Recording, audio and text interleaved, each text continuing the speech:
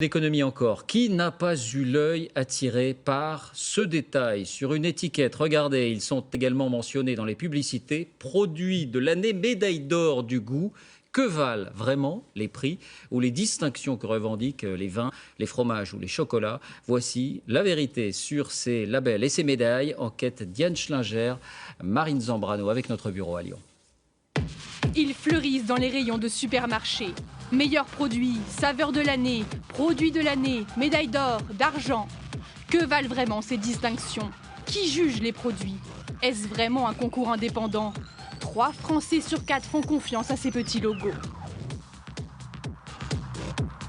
Quand je vois élu produit de l'année, oui, bien sûr, hein, ça m'inspire confiance. Ça me rassure. J'ai l'impression d'acheter du bon vin parce qu'il y a une étiquette médaille d'or. Saveur de l'année 2015, qu'est-ce que ça vous dit? Saveur 2015, oui, encore une fois, fraîcheur, reconnue, bon goût, reconnu par plein de gens. Voici l'une des juges du meilleur produit bio de l'année. Ce n'est pas une professionnelle, mais une consommatrice qui s'est portée volontaire. Pâte à tartiner caramel. Avec une centaine d'autres, des cookies fourrés caramel beurre salé. Elle va décerner cette distinction. Ici, bavaroise. Tout se passe à domicile. Une fois par an, elle reçoit ce colis. Et enfin, à l'intérieur des bière, produits qui ont déjà toutes les chances de lui plaire. Et pour cause.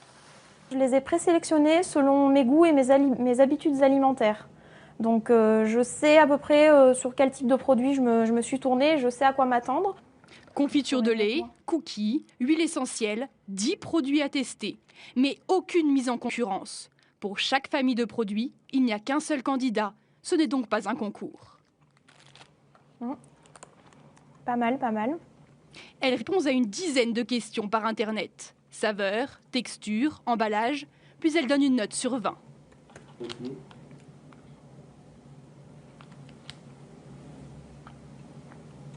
Je pense lui attribuer la note minimale de 15 parce que gustativement il me plaît énormément et je mettrai juste un bémol par rapport au conditionnement, à l'emballage, au packaging. 15 sur 20, la note suffit pour être meilleur produit bio de l'année. Ouais, c'est pas mal le choix. Chaque logo a ses propres règles. Pour les produits bio, une centaine de testeurs. Alors que pour les produits élus de l'année, autre logo, toujours via Internet, 5000 femmes, pas moins, ont donné leur avis. Nous sommes allés voir le créateur de ce logo. C'est lui qui est à l'origine. Et il l'admet, il n'y a aucune règle particulière à respecter. Chacun fait ce qu'il veut. Moi, je vois, règlement signé. Tous les logos, toutes les opérations, que ce soit des labels ou autres, qui utilisent un logo font du marketing. Sinon, il n'y aurait pas de logo. Moi, je pourrais demain ouvrir un truc qui faire tester à 100 personnes et mettre un logo. C'est ce que certains font. Oui, ça, il n'y a pas, entre guillemets... Non, enfin, pas à ma connaissance, du moins. C'est ce que certains font, bien sûr. Ils font ce qu'ils veulent. Pour en avoir le cœur net, nous nous sommes fait passer pour une petite entreprise de produits alimentaires.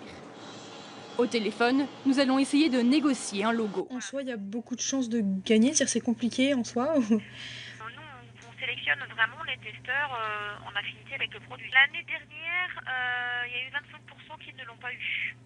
D'accord, donc les 3 quarts l'ont eu, quoi. Oui, voilà. 3 chances sur 4 de gagner, et bien sûr, il faut payer. Il faut compter grosso modo un investissement d'environ 2 000 €. Il y a un secteur qui raffole de ces distinctions, le vin. En pleine foire au vin, sur ce rayon, 13 concours différents. Chacun a décerné ses petites médailles. Mais un vin médaillé est-il forcément un bon vin? Un sommelier a accepté de tester pour nous 8 bouteilles d'une même appellation. La moitié est médaillée, l'autre ne l'est pas. Toutes valent environ 7 €. Première bouteille. Je vais encore boucher.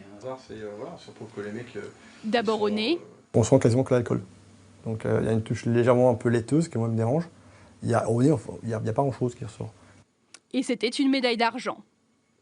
Deuxième bouteille. On a un début un petit peu d'épices, c'est quand même pas mal. On est dans le sud, c'est-à-dire que déjà ça donne un petit peu de caractère au nez. Et celle-là n'était pas médaillée. Comment fonctionnent ces concours? Un journaliste s'est infiltré dans un jury prestigieux, celui du concours agricole. En caméra cachée, il va tester 15 vins blancs de Bourgogne. Autour de lui, d'autres juges pas vraiment convaincus par ce qu'ils goûtent. J'ai pas de coup de cœur là, je suis pas emballé spécialement dans l'ensemble. Il n'y a pas de trucs qui font avec quand même. Mais très vite, d'autres jurés interviennent. Eux ne parlent pas qualité. Il faut récompenser le travail fait. Si les producteurs viennent ici présenter leur vin, c'est qu'ils ont quand même au bout une récompense. Et c'est aussi pour le commerce. Si vous n'étiez pas de médaille d'or, ça casse la vente. Ça plombe sévèrement la vente. Vendre le plus de vin possible, c'est bien l'objectif de ces concours. Ce viticulteur l'admet sans détour. Le plus haut de gamme de la cave ou du vigneron. Nous mettons assez souvent la cuvée où il y a le plus de volume, donc qui sont plus difficiles à vendre et on a besoin de plus de clients. Pas les meilleurs vins donc, mais les plus rentables. La petite étiquette à quelques centimes peut rapporter gros.